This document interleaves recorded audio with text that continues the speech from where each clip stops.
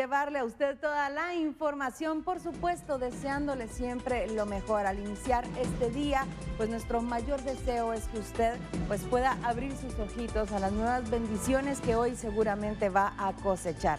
Nosotros desde muy temprano ya listos para llevarle toda la información nacional e internacional. Quiero saludar esta mañana a mis compañeros Axel Cardona y Vicky Castillo. ¿Cómo están? Buenos días. Hola, ¿qué tal, Pilar? Buenos días. Iniciamos esta mañana, por supuesto, con esa llovizna que se estuvo registrando en horas de la madrugada, también que provoca de alguna manera pues que el asfalto esté mojado y algunos puntos saturados, así que prepárese para algunos derrumbes en carretera. Vicky, buenos días. ¿Cómo estás, Axel? Pilar, buenos días. Nosotros muy contentos de poder saludarle en esta mañana, por supuesto, con toda la información para que esté pendiente de toda esa información que va surgiendo de última hora y que usted la conoce de primera mano en esta primera emisión de Noti 7. Vamos a iniciar de inmediato porque tenemos... Y vamos ahora con otras noticias, ya que el ministro de Salud informó sobre el 6º caso de viruela símica en nuestro país. Se nos informó el día de hoy ya la confirmación de un 6º caso de viruela del mono. Es un paciente de 31 años de edad que básicamente fue diagnosticado en un hospital del sector privado. El día de hoy ya el caso fue confirmado a través de las pruebas de laboratorio.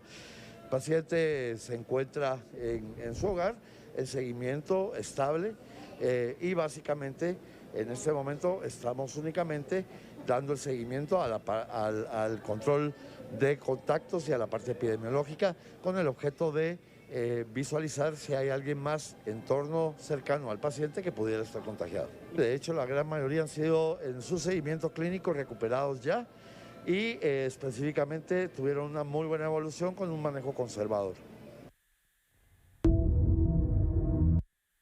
También pueda conocer que hoy iniciará la primera declaración de Silva Flores, gerente general de El Periódico. Esto será a las 10 de la mañana.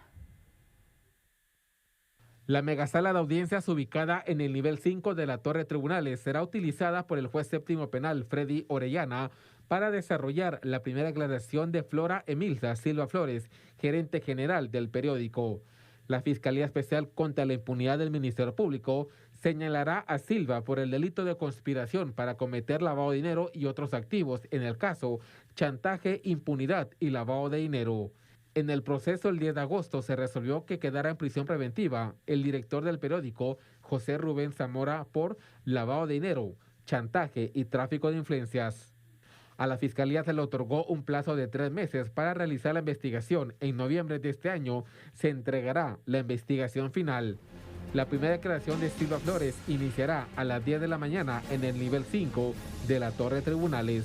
La gerente general del periódico fue ingresada a la cárcel de Mariscal Zavala en la zona 17 el pasado 23 de agosto. El Hospital General San Juan de Dios autorizó su egreso.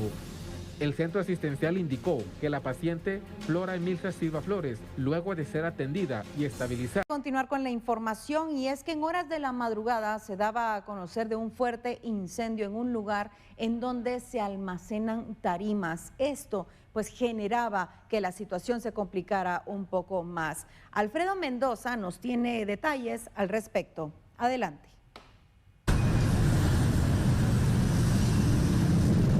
Así es, gracias y muy buenos días, amigos televidentes, compañeros en el estudio. Qué gusto saludarles la mañana de este jueves. Tenemos una actualización informativa referente a un incendio de grandes dimensiones que se registra en la colonia Las Reformitas, zona 12 de la ciudad de Guatemala, en horas de la madrugada. El cuerpo de bomberos municipales estuvo atento para apagar las llamas en una bodega en donde se almacenaban tarimas y también varias viviendas aledañas que corrían peligro. A mi lado se encuentra el oficial Omar Valle para que nos pueda comentar más detalles. Oficial, buenos días. Gracias, así es. Personal de bomberos municipales fue requerido a la 14 Avenida y 22 Calle, esto de la colonia La Reformita, en la zona 12, donde las personas que residen en ese lugar y cercanas a esta bodega donde almacenaban tarimas reportaban este incendio. A la llegada de los elementos del casco rojo, efectivamente logran visualizar el fuego, el cual se encuentra declarado en estos momentos, y proceden a enviar varias unidades contra incendios, así como abastecimientos. Aproximadamente se elabora por espacio de 1 hora para poder contener el fuego y así evitar más daños, ya que algunas residencias fueron afectadas. De ello, las personas que se encontraban en el interior de estas viviendas, aproximadamente 10 personas fueron evacuadas y asistidas por personal paramédico con oxigenoterapia debido a que sufren dificultad respiratoria debido a la intoxicación del humo, ya que ellos antes de la llegada de los bomberos intentaron sofocar este fuego, pero fue imposible. Como indicaba, las llamas fueron controladas y afortunadamente no se reportaron víctimas mortales de este incendio. Muy bien, oficial Omar Valle, ¿cuál pudo haber sido la causa de este incendio? Conocemos también que el fuego se propagó rápidamente por el tipo de material, en ese caso tarimas de madera. Así es, debido a que en el lugar almacenaban varias tarimas y las viviendas eran de estructura de madera, el fuego logró avanzar rápidamente. Las personas en el lugar comentaban de posiblemente un cortocircuito en una de estas bodegas, pero es una versión que hasta el momento no se ha confirmado.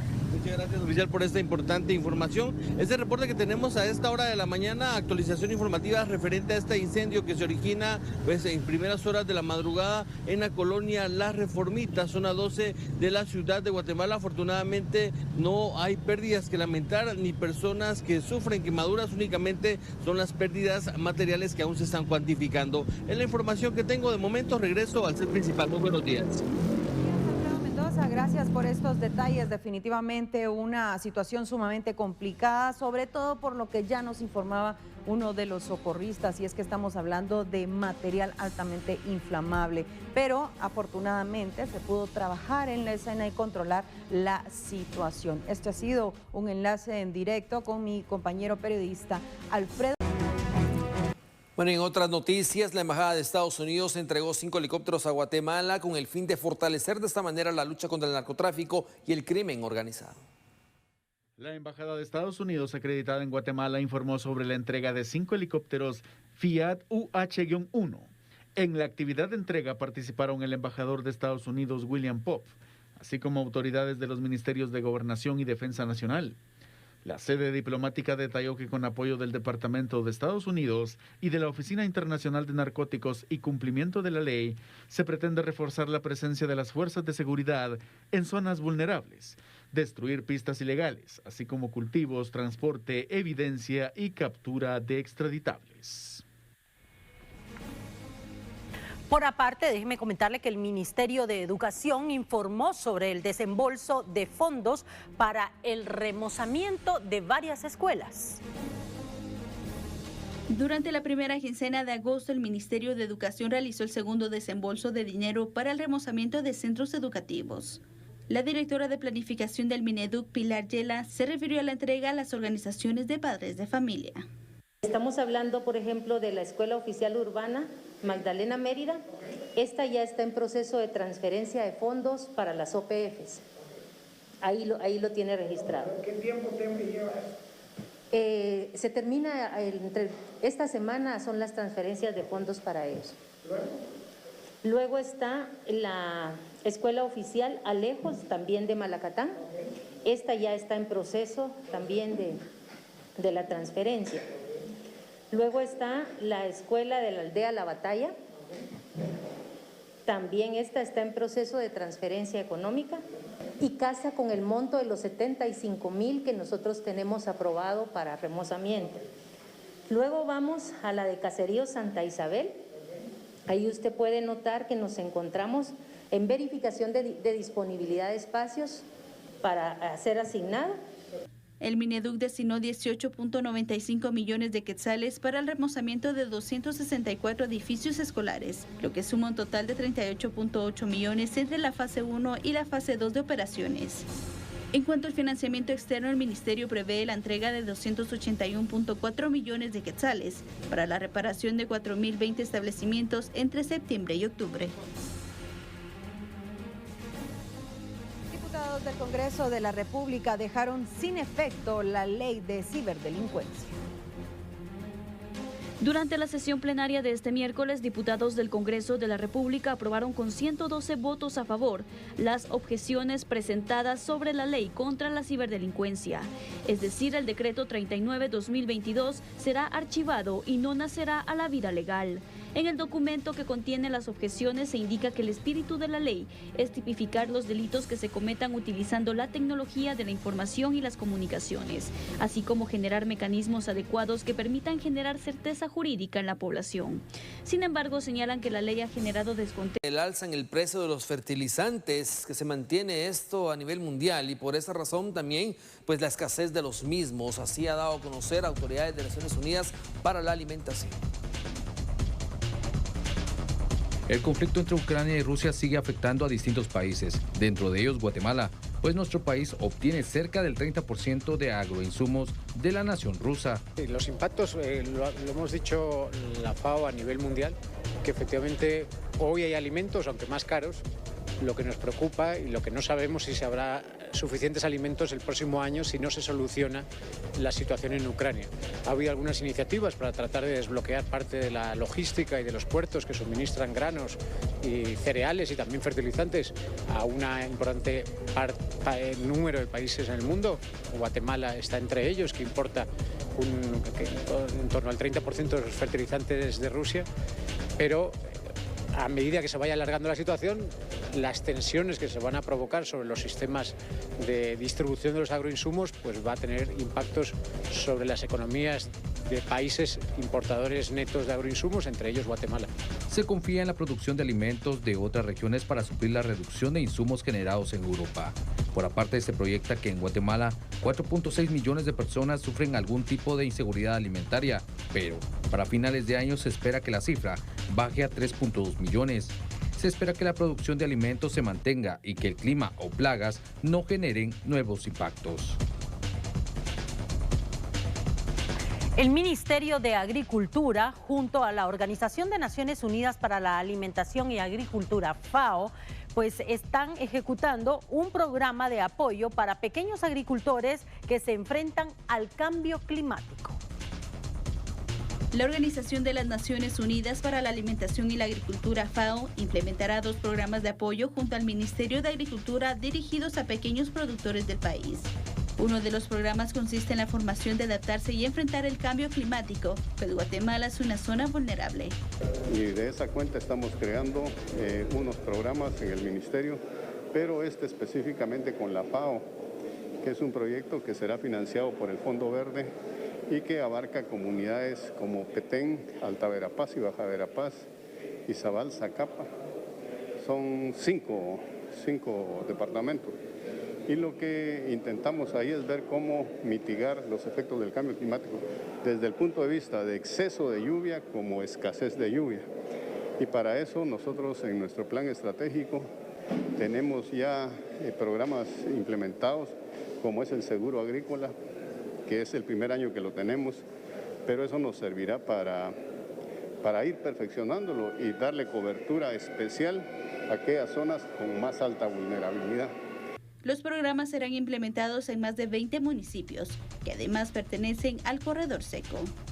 El proyecto específico que apoya FAO es un proyecto que va a trabajar en 29 municipios, en los departamentos de Petén, Alta, Baja Verapaz, Zacapa y Chiquimula, para apoyar la mejora de las condiciones de vida de 116.000 pequeños productores a través de prácticas de adaptación al cambio climático en café, en cacao, granos básicos, a través también de mejores capacidades para utilizar el riego, el agua y la retención de humedad.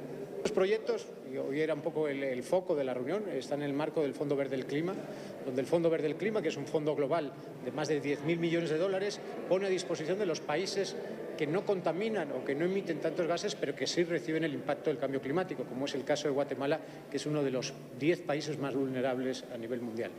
Otro de los programas estará enfocado en el desarrollo de sistemas de riego, principalmente en aquellos municipios donde se presenta escasez de lluvia.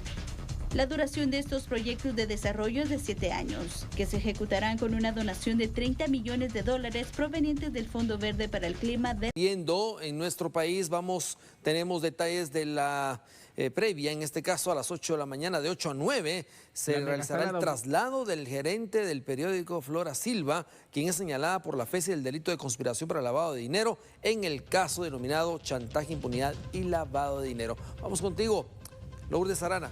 Buenos días.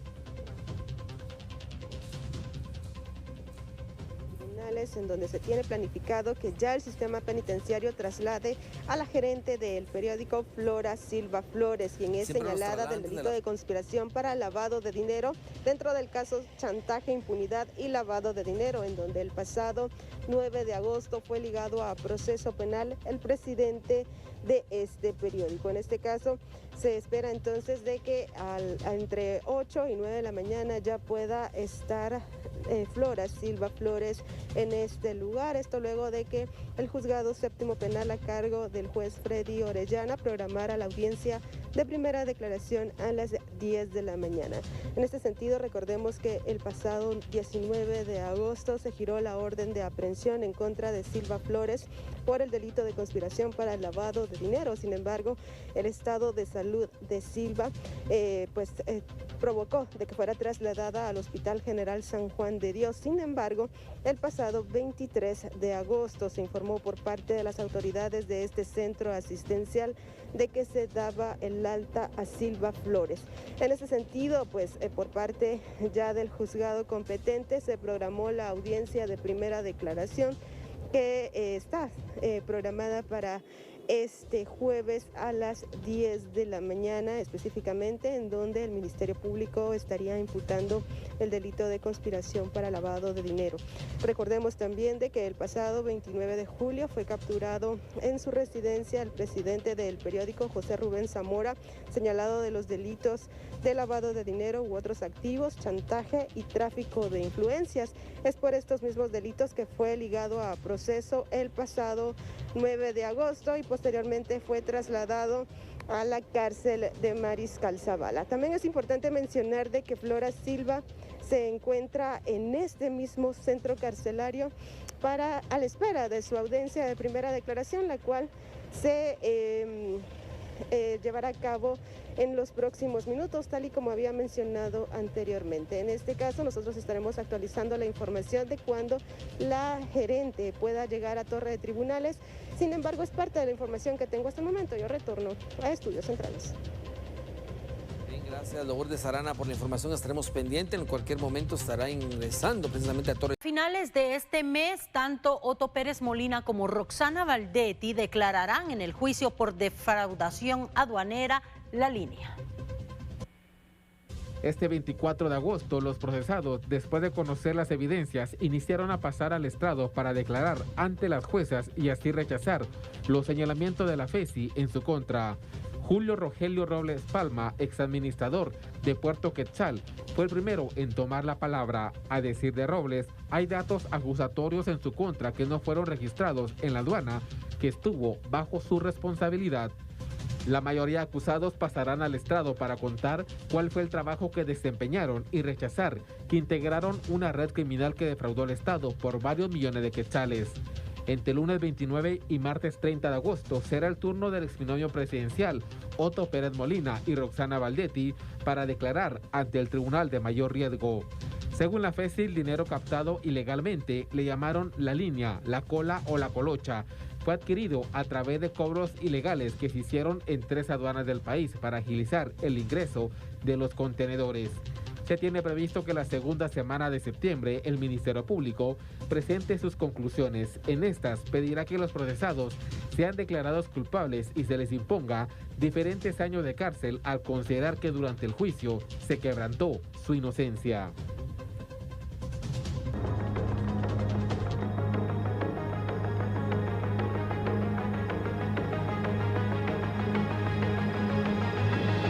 El presidente de la República junto al Gabinete de Gobierno participó este miércoles en la presentación de la marca País, Guatemala, asombrosa e imparable. A este magnífico recinto que guarda parte de los tesoros guatemaltecos de más de 3.000 años de historia, riqueza cultural. Nos reunimos en esta ciudad, orgullo de Guatemala y patrimonio de la humanidad, para la presentación de nuestra marca País. Una distinción que representa un proyecto estratégico de nación derivado de una visión compartida entre el sector público y privado con el objetivo de promover a Guatemala a nivel global. En el gobierno nos emociona participar en el nacimiento de una estrategia de la identidad guatemalteca que a partir de la fecha irá a ser conocida por todo el mundo y nos encargaremos que así sea. La Política General de Gobierno 2020-2024, como lo decía, incluía este plan en su eje de economía, competitividad y prosperidad, el cual fija acciones para alcanzar un mayor crecimiento económico y aumentar de manera significativa las fuentes de empleo sostenibles y dignos. Según esta política que rige el trabajo de mi gobierno, el crecimiento económico se enfoca en la creación de fuentes de empleo en la que se generarán con la diversificación de las inversiones y de los sectores productivos. Esta es una forma efectiva para que el mundo sienta que este es el mejor destino para invertir, para visitar, para vivir, para convivir, para descubrir la riqueza que tenemos los guatemaltecos y que llevamos en la sangre. Con más de 3.000 años de una cultura ancestral, incluyendo, por supuesto, los orígenes de esa civilización maya, una de las más importantes en la humanidad. El propósito de esta difusión de la imagen nacional es generar mayores flujos de turismo, de inversiones y potenciar nuestras exportaciones a fin de generar miles de empleos para el bienestar de las familias guatemaltecas. No obstante, también es imprescindible promover en el mundo la rica cultura nacional y resaltar la identidad propia de los guatemaltecos, porque la cultura también es el motor de desarrollo de Guatemala. Mi gobierno se dio a la tarea de asumir dicha estrategia y profundizar el trabajo de las instituciones para que pudiéramos llegar a este momento, este motivo que hoy nos reúne y que nos hace sentirnos orgullosos de nuestro país.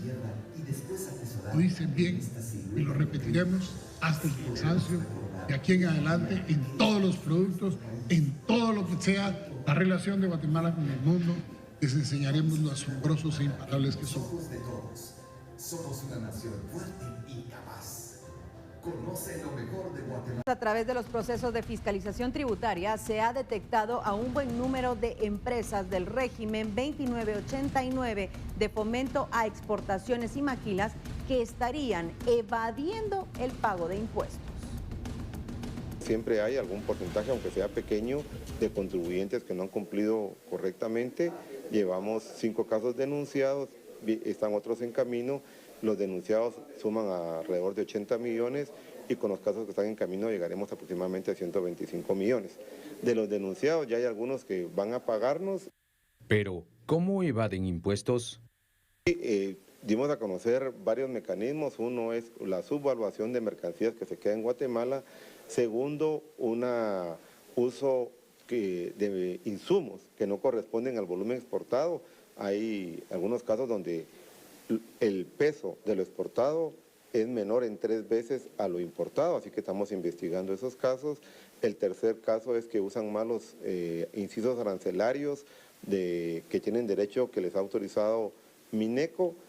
Otro caso es que no documentan bien los insumos locales que nos interesa para que se generen impuestos dentro del país, y otros casos también de que no están bancarizados los pagos que hacen.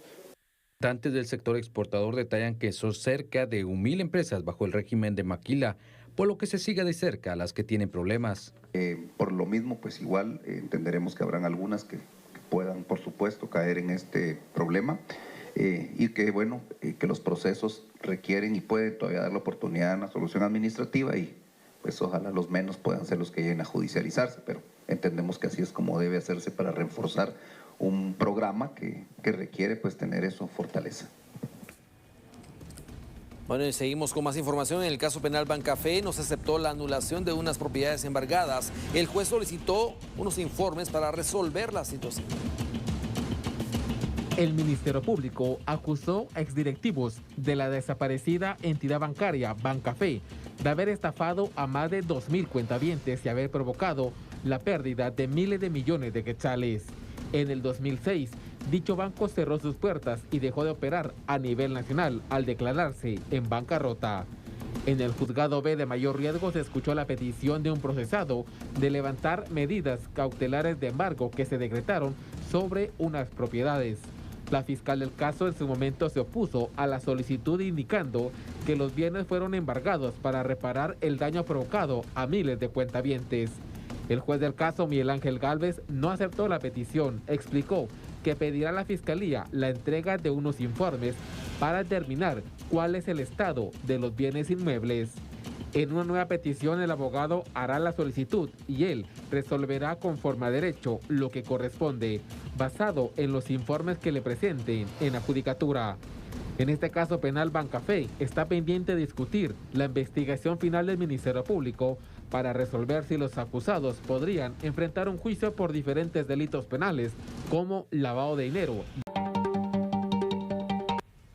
Es momento de continuar con más noticias, son las 8 de la mañana con 12 minutos y vamos a adentrarnos a la información del panorama internacional, ya que un jurado ordenó al condado de Los Ángeles pagar $31 millones por los daños emocionales causados por las imágenes que varios de sus oficiales difundieron del siniestro del 29 de enero del 2020, el cual cobró la vida de la estrella de la NBA, Kobe Bryant, y también su hija y otras 7 personas. De acuerdo con la decisión, tras un juicio de 11 días, Vanessa Bryant, viuda del basquetbolista, deberá ser indemnizada con $16 millones, mientras que Chris Chester, cuya esposa e hija murieron en el accidente, recibirá $15 millones. Ambos habían entablado una demanda en el 2020 después de que una investigación del diario Times expusiera que 4 agentes habían tomado fotos con sus teléfonos en las que se podían observar los cuerpos de Kobe Bryant y de las demás personas que fallecieron en esta tragedia. Después de casi 5 horas de deliberación, el jurado determinó que la oficina del sheriff del condado y el departamento de bomberos habían violado los derechos constitucionales de Bryant y Chester. La defensa aseguró que la difusión de las imágenes se controló y que nunca se publicaron en línea ni llegaron a los medios. También alegó que las fotografías no fueron ni vistas por las familias de las víctimas. Además, los abogados argumentaron que había razones legítimas para que los socorristas las tomaran como medio de apoyo para determinar el tamaño del lugar del accidente y decidir qué recursos se necesitaban.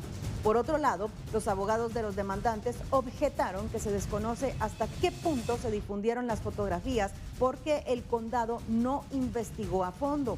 No fue hasta que la mayoría de los agentes involucrados recibieron nuevos teléfonos que los funcionarios contrataron una empresa para realizar un examen forense de cada uno de los dispositivos.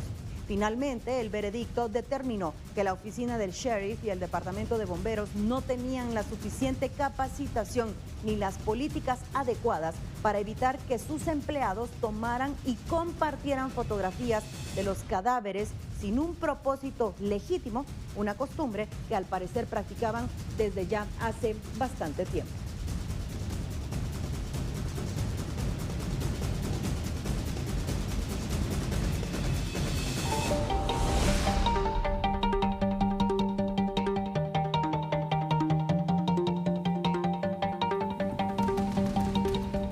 Bueno, ¿qué pasa en los aires? Hablemos específicamente de algún pánico que se apoderó de los tripulantes y pasajeros de una aeronave. Un avión de pasajeros aterrizó de emergencia en el Aeropuerto Internacional de Guadalajara, México, luego que una de sus turbinas se incendiara en pleno vuelo. De acuerdo a los reportes, el incidente ocurrió alrededor de las 22:15 horas. Esta es hora local, poco después de que el Airbus A320 despegara de dicho aeropuerto con rumbo a Los Ángeles, Estados Unidos. Específicamente estos detalles los dio a conocer las autoridades del aeropuerto en el momento de la emergencia. Ahora bien, ¿qué pasa en este caso? Hablamos específicamente del pánico de los tripulantes al momento de aterrizar de emergencia. Tras dar aviso a la torre de control, las autoridades aeroportuarias activaron los protocolos necesarios para minimizar los riesgos durante el aterrizaje. Según informó el vocero de la aerolínea, aterrizó sin ninguna novedad.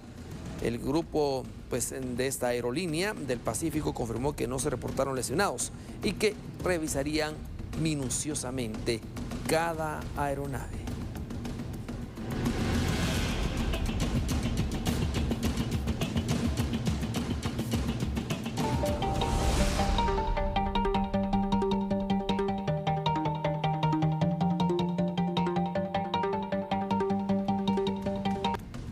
Siempre en el ámbito internacional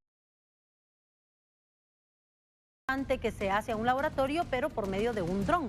Pues aquí están estas imágenes. Este dron, difícil de ver en el cielo, despegó de un hospital de Amberes en Bélgica para aterrizar 4 minutos después en el techo de un laboratorio situado a 800 metros. Bueno, lo curioso del caso es que en su interior había un frasco que contenía tejido humano que debía ser analizado muy rápidamente en medio de una operación quirúrgica porque era potencialmente canceroso. Pues normalmente estas muestras se transportan por carretera, sobre todo en taxi, con el riesgo de encontrarse con tránsito lento. Este ensayo con drones, pues que ha tenido mucho éxito, debería revolucionar el transporte en el sector médico, a decir de los expertos. Solo una empresa belga en Europa ha logrado conseguir la autorización para organizar estos vuelos. Se espera una nueva normativa para el año 2023 que debería generalizar este tipo de transporte. Por el momento, solo se transportan tejidos humanos destinados al análisis, pero las bolsas de sangre y los órganos también podrían transportarse por vía aérea en el futuro. Pero esto requería... Y en esta oportunidad, en su segmento Así es mi tierra, viajaremos al municipio de Salcajá, en Quetzaltenango, el lugar donde se encuentra la primera iglesia construida en Centroamérica y en donde, según los archivos, se celebró la primera misa en la región. La Ermita de la Concepción está ubicada en el municipio de Salcajá, aproximadamente a 9 kilómetros de la cabecera departamental de Quetzaltenango.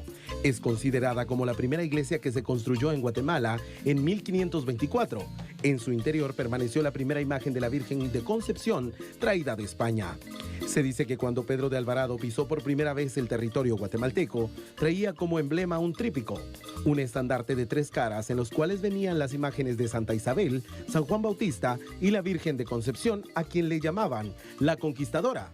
Al ser colocada dicha imagen en el templo, se conoció con el mismo nombre. Cuenta la historia de que venían por acá bajando a un lado de esta iglesia Juan de León y Cardona y Pedro de Alvarado, y él le dice: mira qué bonito lugar este acá, parece Pasaj, un lugar de España, y qué lindo se ve el río, pues sería bueno formar acá o fundar acá un pueblo, un destacamento militar español, y así fue como se fundó este pueblo.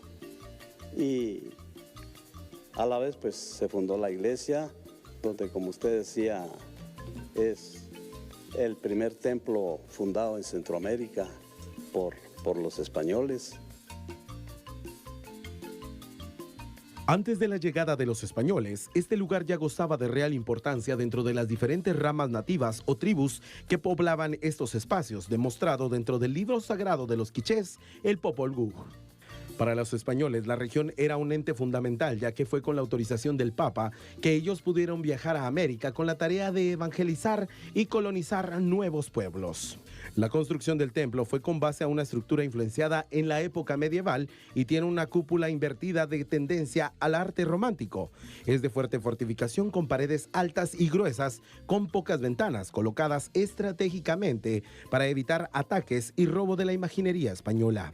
Sí, hay bananos, limas, coyoles, unos leones, unas orugas, está la corona y el cetro, que según significa la realeza de España, y las serpientes, que eran las figuras tlaxcaltecas, y las figuras que están así abajo, como campanas o como algo así, que están abajo, según era lo que usaban los cordones de la vestimenta de los padres franciscanos y dominicos. Y las paredes también, que son bastante curiosas, si ya las han notado ustedes, que no están hechas verticalmente, sino que hechas a los lados como en forma de barco. Así es como está construida. Y no es adobe, sino que tapial le llamamos nosotros.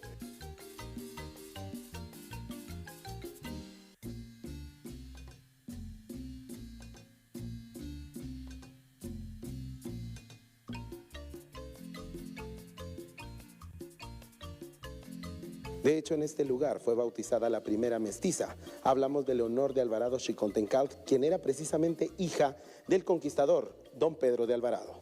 Sí, aquí fue bautizada la primera mestiza, hija de Don Pedro de Alvarado y la princesa tlaxcalteca, doña Luisa de Xicontencal, que era doña Leonor Alvarado de Xicontencal, que le llamaban la primera mestiza porque era hija de una princesa tlaxcalteca y de un español. La iglesia contiene los retablos más antiguos de Centroamérica y dentro de las imágenes que se veneran está la de San Luis, rey de Francia, quien falleció en Túnez, África, en 1270 a consecuencia de la peste. La Iglesia Católica lo celebra el 25 de agosto y es la feria titular de Salcajá. Es representado en el arte sacro con una corona y un cetro. Con 498 años de historia, desde la tierra del caldo de frutas, así es mi tierra. Con 30 minutos estamos llegando al final de esta emisión de noticias. Los esperamos a las 13 horas. Bendiciones.